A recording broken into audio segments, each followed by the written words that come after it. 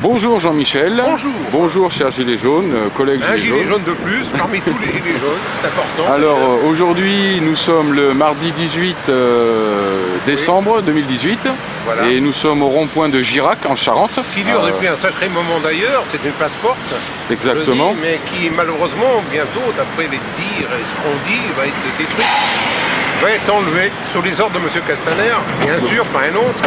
Donc Et voilà ce qui se passe. Moi je suis là depuis plusieurs semaines, sous la pluie, sous le vent, et pourtant j'ai pratiquement rien à faire là. Je suis un retraité.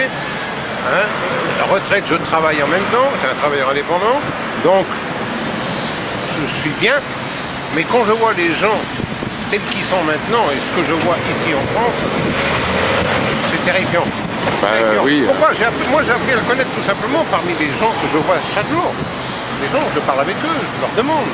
Et c'est là qu'on voit la vraie misère. Parfois on ne la voit pas, cette misère-là. On la voit sommairement, mais on ne la voit pas dans le fond. Et là on va dans le fond complètement. Et là, c'est terrifiant. C'est terrifiant que les gens en soient arrivés là. Alors, qu'est-ce que font ces politiques quelque part? Ces gens-là sont faits pour apporter des solutions. Ils ne les ont pas apportées. Ou ils ont attendu tellement longtemps pour les apporter qu'ils se rendent compte maintenant qu'effectivement il faut faire quelque chose. Mais je pense, d'après ce que j'entends, ce que je vois, c'est trop tard. C'est trop tard. La seule façon qu'il y a, je pense, et ils ont raison, parce qu'il faut bien réfléchir, il faut être conscient de ça, c'est que le gouvernement actuel n'a pas de gouvernance. Aucune. Ah ben non, nous savons tous que Pincon est un pantin qui a été mis là en place. Absolument, absolument. Donc, qu'est-ce qu'il faut faire dans ces cas-là? Il faut changer les institutions, tout simplement, c'est pas difficile. Monsieur Macron, il est à l'heure actuelle, j'ai aperçu ça aujourd'hui, il est à 27%. 27%, c'est une chute vertigineuse. Et je m'imagine qu'avec ce pourcentage-là, on se pose une question sûre, on n'a plus rien à faire là. On s'en va, on laisse la place à qui, on ne sait pas. Mais on ne peut pas trouver le plus mal. C'est un peu le problème. Mais c'est un problème de fond extraordinaire que nous vivons, nous, dans nos îles, le Calédonie et tout ça. Mal, je dirais mal, parce qu'on s'aperçoit de ce qui se passe réellement. On ouvre aussi les yeux, on s'aperçoit de ça, on ne le voyait pas tellement. Et on participe à ça chaque jour. Moi, je suis tous les jours en train de parler avec la Nouvelle-Calédonie. Ces gens-là me posent toujours des questions. Ils veulent savoir ce qui se passe réellement. Ben normal. Et ils sont dans un mélange de peur, d'appréhension, parce qu'ils disent qu'il va y avoir des coups de fusil, ça va être la guerre civile. Tout le monde annonce la guerre civile. Tout le monde avec ce qu'on a vu à La Réunion, c'est normal qu'ils aient peur. La Réunion. Maintenant, c'est ce qui fait peur ici. Jusqu'ici, il n'y a pas eu un coup de fusil tiré. C'est une bonne chose. On a essayé de faire les choses comme il le fallait. Par contre, je pense que l'autorité par elle-même a fait preuve d'une immense autorité, je dirais, de police. Répressive. Qui maintenant vont faire la grève et nous demandent presque de l'aide. Comment peut-on des gens qui nous ont tiré dessus à bout portant avec des flashballs ou alors aussi, et là ils ont montré quelque chose d'effrayant quand même. Même s'ils étaient aux ordres d'un tel, ils n'avaient pas à faire ce qu'ils ont à faire, taper sur des gens âgés, etc. Et tous les gens. Et même les enfants, les lycéens, chez nous, là, qui se sont fait gazer. Voilà, ils n'en parlent pas, d'où ces gens qui sont à l'hôpital. Ils ne parlent que de CRS ou de policiers qui ont été blessés. Il faut parler du reste. Les gueux, comme on dit, il faut parler des gueux. Mais il faut en parler des gueux. Mais je pense qu'on va en parler beaucoup de ces gueux-là. Surtout dans les mois à venir. Et tout ce que j'espère, moi, peut-être un conservateur, je l'ai été, mais je ne le suis plus, avec tout ce que je vois et tout ce que j'ai compris maintenant. Je dis bien, j'ai appris énormément en étant là. Sur le terrain, tout à fait. Énormément. C'est là qu'on voit. Revivre là, je me retrouve devant un fait que je ne voyais pas. Mais là, on le voit.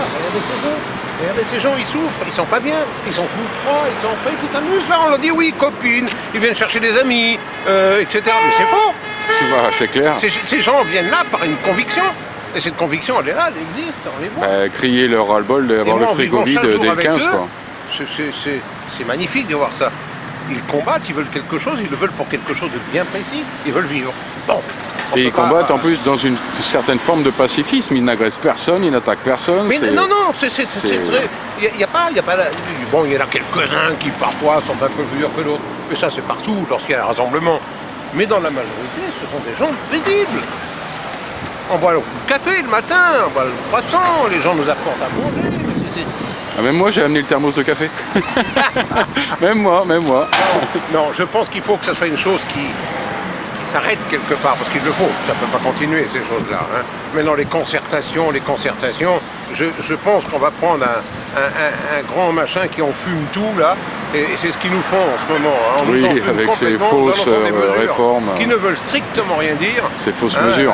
Il faut pas être grand politicien ou technicien ou calculateur. On s'aperçoit que ces choses-là, c'est une fausseté du début à la fin. Du début à la fin. Pourquoi faire ça? À quoi ça sert d'en fumer ou quoi que ce soit? Pourquoi? Parce que mais c'est une explosion. Et là, on va parler de guerre civile dans ce cas-là. Bon, maintenant, on se pose la question, peut-être ils la veulent. C'est possible. Qu'est-ce qui se passe sous ces choses-là? Hein, il y a ce petit Sans rentrer dans le complotisme, mais et quand ça va exploser, ils on va dire divisent le bravo. peuple. Mais pourquoi on va dire bravo, on ne sait pas. Peut-être que si. Il y a peut-être certaines puissances, peut-être, ou certains éléments qui ont peut-être besoin des de intérêts. Ça. Voilà, ou certains intérêts. Mais tout ça, c'est des sous. C'est Oncle Picsou qui est là, hein, et puis on ne parle que de ça, du matin au soir, c'est des sous. Non, donnons des sous à ceux qui en ont besoin. C'est pas grave. Et pas des miettes, mais vraiment. Il faut qu'ils vivent décemment, ces gens-là. Quelqu'un qui gagne 800, 900 euros par mois, ou 1000 euros, 1500, avec le temps qu'on vit, à remplir un caddie, 100 euros, vous n'avez pas rempli le caddie. L'exemple type, 16% d'augmentation sur l'énergie, mais les salaires ne sont pas augmentés de 16%, eux. Absolument. C'est un exemple. On est dans une dérision invraisemblable. Mais c'est là qu'on découvre le fond de ces choses-là. Encore une fois, nous qui n'étions pas tout à fait dans cette pensée-là, parce qu'on ne vit pas de la même façon.